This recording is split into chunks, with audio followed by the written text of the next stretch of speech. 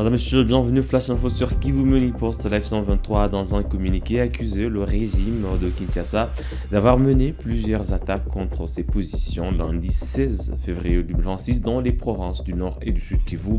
Ces attaques ont eu lieu dans les hauts plateaux de Minembwe à Katoyi au Nord Kivu et dans le territoire de Kabare au Sud Kivu. Suivez ici les détails. Selon les mouvements, ces attaques ont été signalées dans les hauts plateaux de Minembwe, à Katoyi dans les territoires de Massissi, ainsi qu'à Mouloumemounene dans les territoires de Kabare au Sud Kivu. Ce lundi 16 février 2026, les forces coalisées du régime de Kinshasa ont mené des attaques ordonnées et agressives contre les populations civiles de Minembwe au plateau, Katoyi Massissi, Mouloumemounene à Kabare, a déclaré Laurence Kanyuka, porte-parole de l'Alliance Fleuve Congo, AF123. Les mouvements affirment que ces actions constituent une nouvelle violation de cessez-le-feu.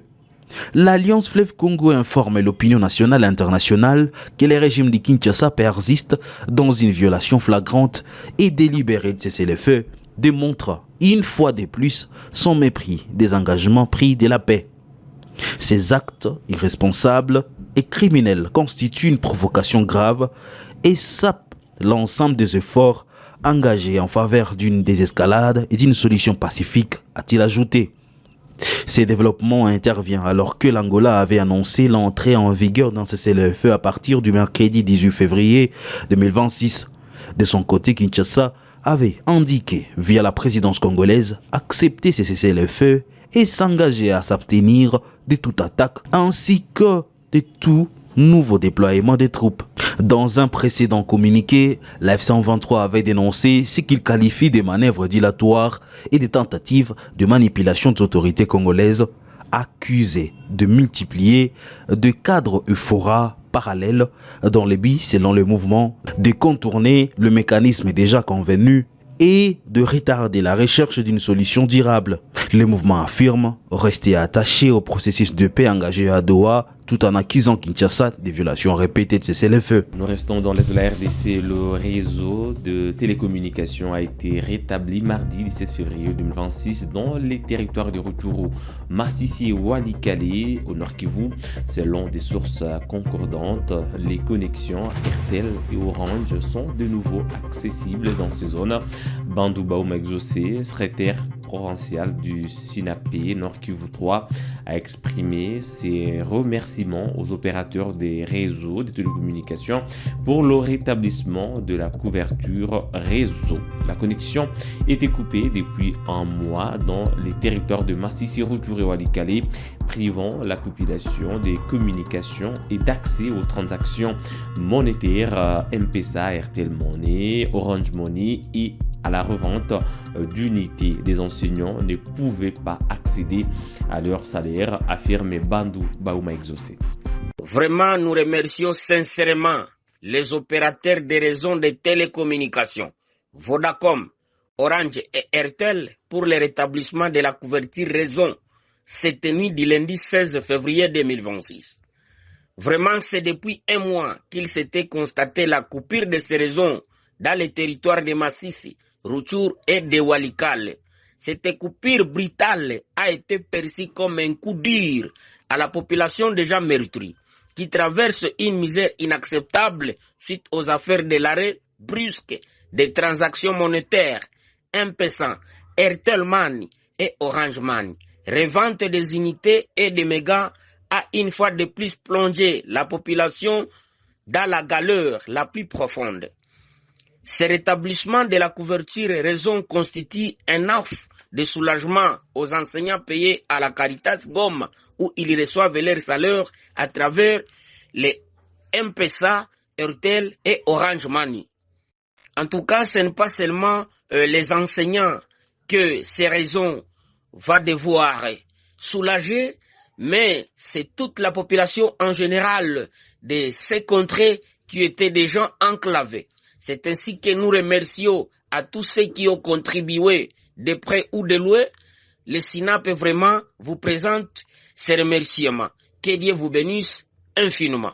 Direction dans le Haut-Katanga, le président de l'Assemblée provinciale, Michel Kaboué, dément toute information faisant état d'un réaménagement imminent du gouvernement provincial. À son retour à Lubumbashi lundi, il a assuré n'avoir été saisi d'aucune démarche officielle en ce sens. Il a déclaré que s'il y avait un problème au sein du gouvernement, le gouverneur aurait saisi l'organe délibérant. En tout cas, c'est une information que je reçois ici, mais nous ne pouvons pas vraiment donc réagir aux rumeurs, surtout plus des réseaux sociaux. S'il y avait un problème au sein du gouvernement, le gouverneur ne pouvait que venir au bureau se plaindre s'il y a donc dysfonctionnement pour que nous puissions tabler sur cette histoire. Jusque-là, lui-même, le gouverneur Aïe, ne nous a jamais saisi. Comment nous allons donc parler d'un gouvernement qui est en gestation? Comment il va donc chercher à nous rencontrer dehors du pays tant qu'il y avait déjà le bureau qui travaille tous les jours ici? Donc, c'est-à-dire, ce sont donc des rumeurs et nous ne pouvons pas vraiment donc... Rendons-nous à présent à Kinshasa, dans la capitale congolaise. Les constructions anarchiques sur la baie de Ngalima empêchent la Régie des eaux de fonctionner normalement. Les membres de la Régie des eaux déplorent cette situation. La rivière Gomé était directement sur le fleuve 5 km. Il s'est fait qu'avec ces travaux, la végétation a poussé, les herbes. Ça a poussé parce que l'eau ne coulait plus. Le lit s'est déplacé directement. Ce qui fait que nous, là, on ne sait même plus fonctionner. Or, l'usine ici donne de l'eau à plus de 14 communes de la ville de Kinshasa. Et à part ça, toutes ces maisons qui sont sur le long de l'avenue Adamaïsi, c'est sur un gros tuyau, c'est à 5 mm. Et si tu as 6 à trouver maintenant avec 6 barres de pression, ça fait 20 il y a même de 20 étages hein, qui vont s'écrouler. Donc là, c'est sérieux. Donc toutes ces maisons devaient être détruites en principe. C'est sur le tuyau. On a écrit plusieurs fois. On a alerté l'autorité plusieurs fois. Mais ils continuent à construire. Et c'est les autorités qui sont sur la conduite là. Donc si le tuyau se trouve, c'est 6 barres de pression, ça fait 60 mètres. Donc un numéro de 20 étages. Peut tomber. Oui, ça va tomber. Et pour bien voir la situation, si on monte au-dessus, vous allez voir que vraiment cet espace, ça ne va pas. Et alors on nous dit que vous aviez, le premier point de captage était à l'époque, c'était ce petit mausolée ici, qu'on utilisait pour prendre l'eau au fleuve. Avant de construire la passerelle qui est devant là. Et avec ces travaux ici maintenant, il n'y a plus d'eau, le mausolée ne fonctionne plus. Et les Japonais ont construit la passerelle à 150 mètres. Et là, on captait de l'eau, c'était à 8 mètres de profondeur. Maintenant, on est à moins de 2 mètres. Et les pompes aspirent dans le sable. Donc quand les pompes prennent le sable, comme le sable est abrasif, ça bousille toutes les pompes. Ici, on doit avoir 5 pompes, on n'a plus que 2 pompes. Les pompes sont totalement foutues. À cause justement de ces sables, de ces débris là qu'on vous connaît. Et ces pompes, pour commander, il faut compter 6 mois environ. 6 mois à peu près. Donc là, il y a une pompe qui vient de tomber encore la semaine passée. On a maintenant que 2 pompes. Et parmi les deux, il y a une qui pose un problème déjà. Si ça s'arrête, la vie sera sans eau. 14 communes, vous dites? 14 communes, oui. C'est l'usine d'Engaliema. C'est là la deuxième maintenant au niveau de la République. Hein. Il y a d'abord Njili, qui a la même capacité que Ozone, vers le Kanchachi. Et ça, c'est la deuxième. 113 000 mètres cubes par jour. Maintenant, on n'a plus que 76 000. Hein. On ne sait plus évacuer déjà. Mais donc, dans son fonctionnement optimal, il faut 5 pompes. Il faut 5 pompes. Et on n'a plus que 2 maintenant. Donc, on a déjà réduit la capacité de production. À cause de ces sables abrasifs qui les pompes aspirent.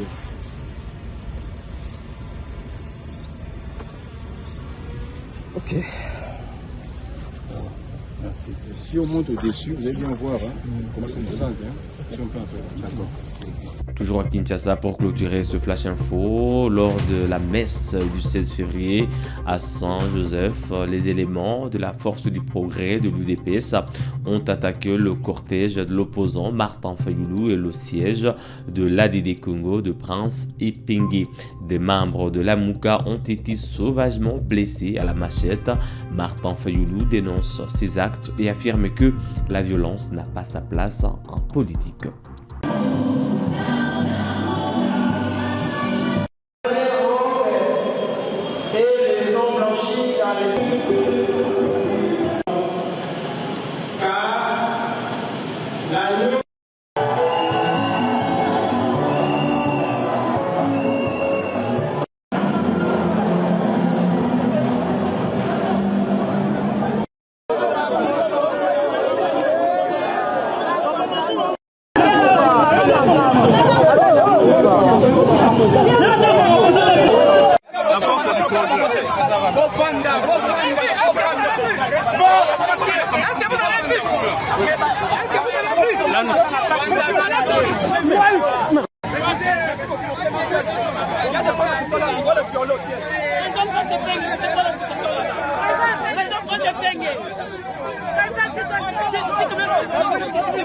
Madame, Monsieur, c'est tout pour le Flash Info de ce mardi 17 février 2026 sur Kivu Morning Post. Merci à vous de l'avoir suivi bien à la fin. On se fixe un nouveau rendez-vous d'actualité. À très bientôt.